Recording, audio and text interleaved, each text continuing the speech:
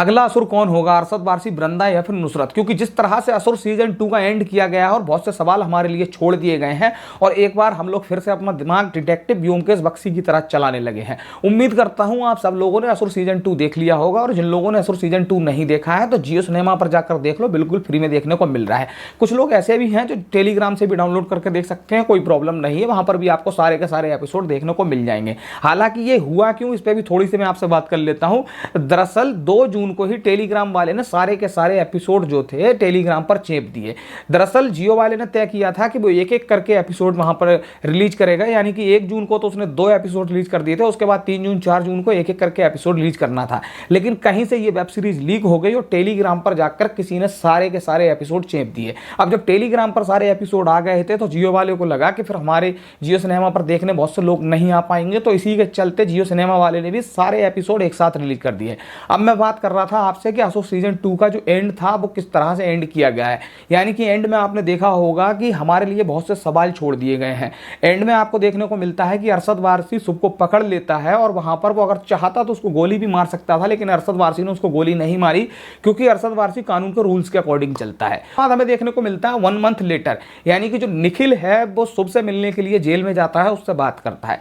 वहां पर शुभ निखिल को एक कहानी सुनाता है कि कली का कोई अंत नहीं है, कली अपना नॉलेज, अपना ज्ञान जो है एक बॉडी से दूसरी बॉडी में ट्रांसफर करता रहता है। तो ये कहीं ना कहीं हमारे लिए एक बहुत बड़ा इशारा है कि असुर सीजन 3 आएगा और पक्का ही आएगा, क्योंकि हमारे लिए कहानी का जहां पर अंत किया गया है वहां से एक इशारा छोड़ दिया गया है कि असुर सीजन 3 आना है, क्योंकि कली का और असुर का कोई अंत नहीं है।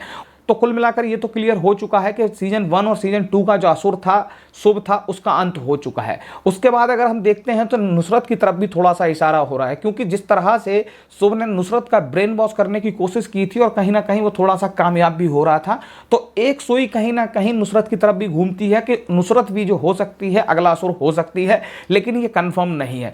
दूसरा और सबसे बड़ा जो इशारा है वो वृंदा की तरफ है। कहानी के एंड में हमें दिखाया गया है कि अरशद वारसी वृंदा के पास जाता है। ये वही वृंदा है जो कि वहां पर नेत्रहीन होती है और मूर्तियां वगैरह कुछ बनाती है, लेकिन जब अरशद वारसी वृंदा के घर पहुंचता है तो वृंदा वहां से लापता होती है, वो उसको वहां पर नहीं मिलती है। लेकिन वहां बहुत से असुर के स्केचेस देखने को मिलते हैं, एक के बाद एक स्केचेस पर लेयर्स चढ़ी होती है। और तो एक ये वृंदा की तरफ भी इशारा है कि शुभ का जो नॉलेज और जो ज्ञान था वो कहीं ना कहीं वृंदा में भी ट्रांसफर हुआ होगा, वृंदा उसके संपर्क में थी और कहीं ना कहीं देखने को ऐसा लगता है कि अगला असुर जो है वृंदा भी हो सकती है। लेकिन अगर अरशद वारसी की बात करें तो जिस तरह से सीजन 1 में अरशद वारसी और रसूल की जो रहस्यमयी आंखें हमें दिखाई गई थी एंड में, और हम लोग ये सोच रहे थे कि आखिर असुर है कौन, या रसूल है या फिर अरशद वारसी है, तो सीजन 2 से ये तो कंफर्म हो चुका है कि जो रसूल था वो शुभ के साथ काम कर रहा था, शुभ का कर्मचारी था, लेकिन अरशद वारसी बिल्कुल भी नहीं था। अरशद वारसी की जो रहस्यमयी आंखें हमें दिखाई गई थी वो हमें कंफ्यूज करने के लिए दिखाई गई थी, यानी कि हमें बेवकूफ बनाया गया था। सीजन 2 से ये कंफर्म हो जाता है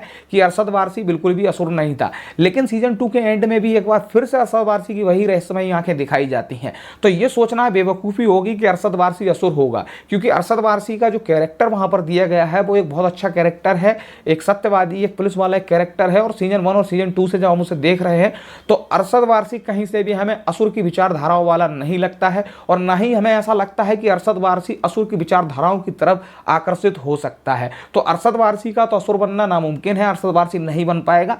अगर ये अरशद वारसी को असुर बनाते भी हैं तो फिर कहानी में उतना मजा नहीं आएगा, क्योंकि जिस तरह से हम अरशद वारसी को देख रहे हैं तो वो एक अच्छा कैरेक्टर हमारे सामने बन चुका है, गढ़ चुका है। अगर उसी कैरेक्टर को हमारे सामने असुर की तरह पेश किया जाएगा तो कहीं ना कहीं जनता उसको हजम नहीं कर पाएगी। लेकिन पूरे का पूरा इशारा जो है वृंदा की तरफ है। और अगर बात करते हैं असुर की और कली की, तो कली का कोई अंत नहीं है, ऐसा इस वेब सीरीज में दिखाया गया है। मुझे ऐसा लगता है कि अगला असुर वृंदा हो सकती है, क्योंकि शुभ का तो अंत हो चुका है, लेकिन शुभ की मानसिकता को जो लोग फॉलो करते थे उनका अंत अभी नहीं हुआ है। तो कहीं ना कहीं हो सकता है वृंदा अगला असुर हो सकती है।